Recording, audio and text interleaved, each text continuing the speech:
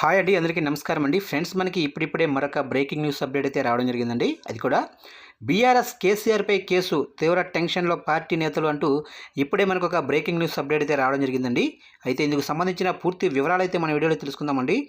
Video మాత్రం ఎక్కడ skip చేయకుండా చూడండి ఫ్రెండ్స్, అప్పుడే మనకి పూర్తి సమాచారం అయితే తెలుస్తుంది. ఇక ముఖ్యంగా వీడియో నచ్చినట్లయితే లైక్ చేయండి ఫ్రెండ్స్. ఇక లేట్ చేయకుండా వివరాల్లోకి వెళ్ళిపోదాము.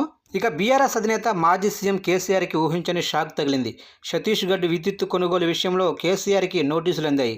ఇక జస్టిస్ నరసింహారెడ్డి ఆయనకు నోటీసులు ఇచ్చారు. ఇచ్చిన నోటీసుపై ఈ నెల 15 లోపు వివరణ ఇవ్వాలని నోటీసుల్లో పేర్కొన్నారు. కాగా ఇటీవల అదే అంశంపై గతంలో నోటీసులు పంపగా ఎన్నికల దృష్ట్యా జూలై 30 వరకు వివరణ ఇచ్చేందుకు సమయం ఇవ్వాలని కేసీఆర్ కోరిన విషయం తెలిసిందే. ఇక తెలంగాణలో కొలువుదీరిన కాంగ్రెస్ ప్రభుత్వం గత ప్రభుత్వం హయాంలో అవినీతి జరిగిందంటూ ఆరోపణలు చేసిన విషయం తెలిసిందే. కాగా గత ప్రభుత్వం హయాంలో జరిగిన అవకతవకలపై దృష్టి సారించింది. అసెంబ్లీ సమావేశాల్లో విద్యుత్ కొనుగోలుపై శ్వేతపత్రాన్ని కాంగ్రెస్ విడుదల చేసింది.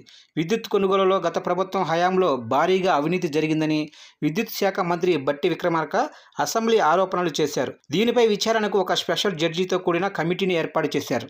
చూశారు కంటే మొత్తం మీదుగా బీఆర్ఎస్ అధినేత మాజీ సీఎం కేసీఆర్కి ఊహించని షాక్ అయితే తగిలింది.